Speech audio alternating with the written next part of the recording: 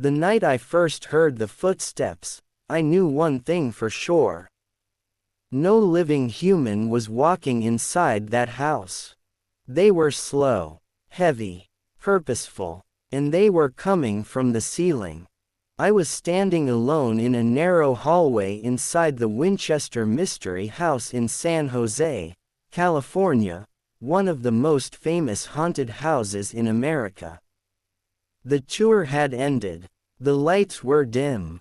The guide had already left. I stayed behind to record ambient audio for a documentary. That decision almost cost me my sanity. Because the house was never meant to be empty. And it was never meant to be silent. The Winchester Mystery House is not a legend. It exists. Thousands of visitors walk through it every year. Built by Sarah Winchester, the widow of William Wirt Winchester, the man behind the Winchester rifle empire, this mansion is a maze of madness. Staircases that lead into ceilings, doors that open to walls, windows built into floors, and rooms within rooms.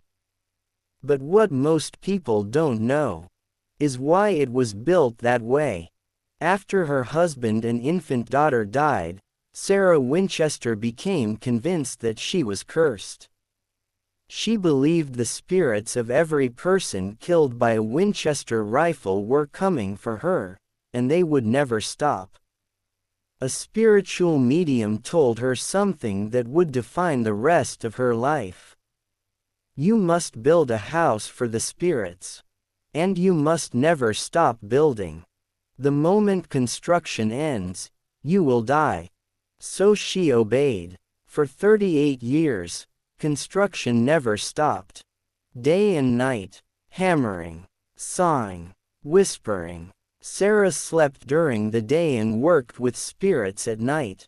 She held seances in a sealed room known as the Blue Seance Room, where she claimed ghosts gave her instructions for the house. And the house listened. That night, as I stood alone, I could feel it breathing. The air was cold, unnaturally cold. My breath fogged up even though it was summer. I checked my recorder. It was still running. Then the footsteps started again. This time, closer. I whispered, "Hello." My voice sounded wrong, like it was swallowed by the walls. Suddenly, a door at the end of the hallway slammed shut by itself. I jumped. My heart started racing. I told myself it was old wood. Old houses make noises. That's what skeptics always say. But this wasn't random. The footsteps stopped right above me. And then, something dragged across the ceiling. Slow, deliberate, like nails. I backed away, my shoulders brushing against the wallpaper. That's when I noticed something I hadn't seen before. A staircase. It wasn't there earlier. The Winchester house is famous for staircases that go nowhere, but this one was different. It was narrow, steep, and twisted upward into darkness. No rope, no sign, no barrier. It felt like it was waiting. Every instinct screamed at me to leave. But curiosity is dangerous inside a haunted house. I stepped onto the first stair. The wood creaked loudly, echoing through the hall. The moment my foot touched the second step, the temperature dropped even more.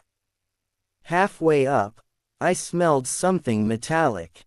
Blood. The smell grew stronger with every step. My chest tightened. My ears started ringing. I reached the top, and froze. The staircase ended at a door. A door that wasn't on the official tour map. I slowly turned the handle. Inside was a small room, bare walls, a single chair in the center, and thousands of tiny scratches carved into the wood.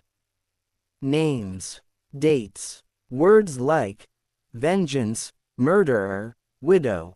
and written again and again on every surface. Build or die. The doors slammed shut behind me. The lights went out. In total darkness, I heard breathing. Not mine.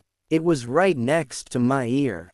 A woman's voice whispered, "They are still angry." I spun around, my back hitting the wall.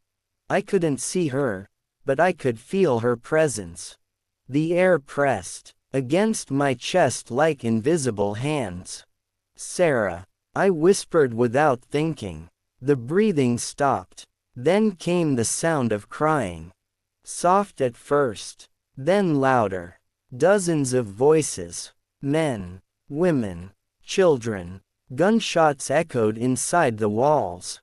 I covered my ears, but the sounds came from inside my head. I saw flashes, people falling, blood spraying snow, soldiers collapsing, families screaming. Every death caused by a Winchester rifle. Every soul trapped inside this house. The room began to shake. The scratches on the walls started bleeding, dark red lines dripping onto the floor. The chair in the center moved. Someone sat down. I couldn't see them, but the chair creaked under weight.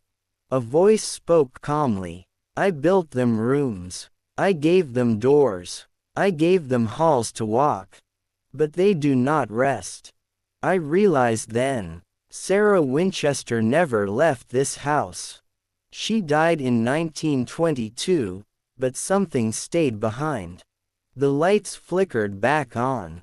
The room was empty. The door was open. I ran. I didn't follow hallways. I was chased through them.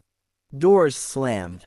Windows rattled. I heard footsteps behind me, fast now. Angry. I turned a corner and nearly fell through a door that opened straight into nothing. A drop to the ground floor. Someone pushed me. I barely caught the edge, my fingers screaming in pain. I looked up, and saw a figure standing above me. A woman in black Victorian mourning clothes. Her face was pale. Her eyes were hollow. Behind her, hundreds of shadowy figures filled the hallway. She whispered one last thing. "The house is full, but the debt is not paid." Then she vanished. I pulled myself up and ran until I burst outside into the courtyard. I collapsed, gasping for air. The house behind me was silent. Too silent. The next morning, I checked my recorder. The audio file was nearly an hour long. I remembered recording maybe 15 minutes. As I listened back, my blood turned cold. At exactly 3:17 a.m., my voice can be heard whispering, "I will help you build." That was not something I remember saying. At the very end of the recording, a woman's voice says clearly, "Good. Then you may leave." I never went back inside. But sometimes, late at night, I hear hammering in my dreams. Endless construction. Endless footsteps above my head. And I know one terrifying truth. The Winchester Mystery House is still being built. Just not by the living anymore. If you ever visit that house, pay attention to the walls. Because some rooms are not meant for humans. And some spirits are still waiting for you to enter.